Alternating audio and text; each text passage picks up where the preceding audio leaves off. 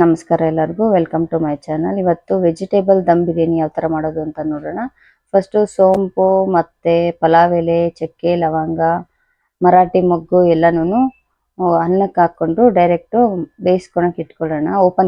Open ಕುಕ್ಕರಲ್ಲಿ ಇಟ್ಕೊಳ್ಳಿ.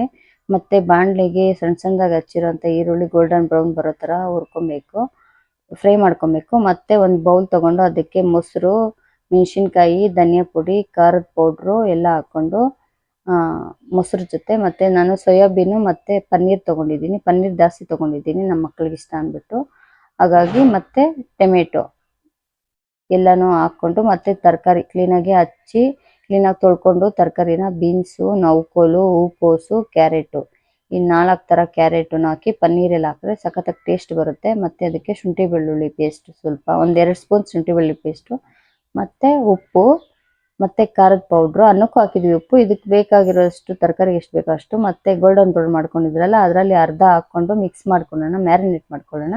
ಇನ್ನರ್ಧನ ಹಾಗೆ ಉಳಿಸಿಟ್ಕೊಳ್ಳೋಣ.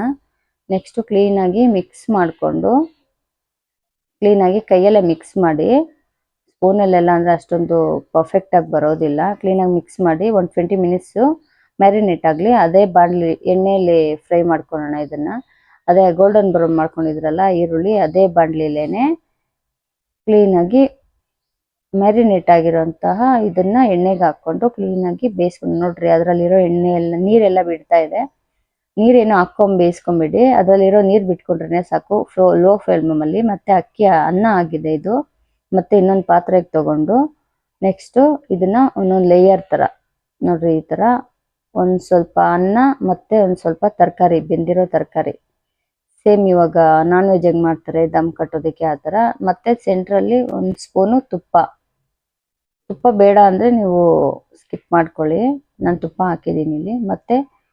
ಮತ್ತು ಸೇಮ್ ವೆಜಿಟೇಬಲ್ಲು, ಬೆಂದಿರೋಂತಹ ವೆಜಿಟೇಬಲ್ನ 1 ಲೇಯರು ಮತ್ತು ಅನ್ನ 1 ಲೇಯರು. ಅನ್ನಕ್ಕೆ ಇದೆಲ್ಲ ಸೋಂಪು, ಚಕ್ಕೆ, ಲವಂಗ, ಪಲಾವ್ ಎಲೆ ಹಾಕಿರೋದ್ರಿಂದ ಅನ್ನನೂ ಒಂಥರ ಟೇಸ್ಟ್ ಚೆನ್ನಾಗಿ ಇರುತ್ತೆ. ಮತ್ತು ವೆಜಿಟೇಬಲ್ಸ್ ಎಲ್ಲನೂ ಮ್ಯಾರಿನೇಟ್ ಮಾಡಿ ಊರಿಟ್ಟು ಮತ್ತು ಮಾಡ್ತಿರೋದ್ರಿಂದ ಇನ್ನೂ ತುಂಬ ಚೆನ್ನಾಗಿ ಟೇಸ್ಟ್ ಬರುತ್ತೆ. ಮತ್ತು ಲಾಸ್ಟಲ್ಲಿ ಫ್ರೈ ಮಾಡಿ ಇಟ್ಕೊಂಡಿದ್ರಲ್ಲ ಮಿಗಿಲ್ಸಿದ್ದು ಆ ಆನಿಯನ್ನ ಮತ್ತೆ ಲಾಸ್ಟಲ್ಲಿ ಹಾಕಬೇಕು. ಮತ್ತು ಲಾಸ್ಟಲ್ಲಿನೂ ತುಪ್ಪ ಬೇಕಂದರೆ ಹಾಕ್ಕೊಳ್ಳಿ, ಚೆನ್ನಾಗಿರುತ್ತೆ. ಬೇಡ ಅಂದರೆ ಸ್ಕಿಪ್ ಮಾಡಿಬಿಡಿ. ಮತ್ತು ಇದನ್ನು 1-2 ನಿಮಿಷ ಚೆನ್ನಾಗಿ ಹಿಡ್ಕೊಬೇಕು ಅಂತ, ಚೆನ್ನಾಗಿ ಅದು ಮ್ಯಾರಿನೇಟ್ ಆಗಲಿ ಅನ್ನದ ಜೊತೆ ಮತ್ತು ಇದು ವೆಜಿಟೇಬಲ್ ಜೊತೆ ಎಲ್ಲನೂ. ನೆಕ್ಸ್ಟ್ ನೋಡಿ, ಒಂದು 2 ಮಿನಿಟ್ಸ್ ಆದಮೇಲೆ ಮತ್ತೆ ಈ ಥರ ಫುಲ್ ಮಿಕ್ಸ್ ಮಾಡೋಕ್ಕೆ ಹೋಗ್ಬೇಡಿ. ಮಿಕ್ಸ್ ಮಾಡ್ದೇನೆ ಅದೇ ಥರ ಎತ್ತಾಕ್ಕೊಂಡು, ಮತ್ತು ಕುರ್ಮಾ ಜೊತೆ ಚೆನ್ನಾಗಿರುತ್ತೆ ಇದು. ಕುರ್ಮಾ ಇಲ್ಲ, ಶೇರ್ವಾ ಇಲ್ಲ ಅಂದರೆ ವೆಜಿಟೇಬಲ್ದು ಮೊಸರು ಬಜ್ಜಿ ಮಾಡಿದ್ದೀನಿ ನಾನು. ಮೊಸರು ಬಜ್ಜಿ ಜೊತೆ ತಿಂತಾ ಇದ್ರೆ ಆಹಾ, ಯಾವ ಬಿರಿಯಾನಿನೂ ಬೇಡ ಇದ್ರ ಮುಂದೆ, ಆ ಥರ ಇದೆ ಟೇಸ್ಟು.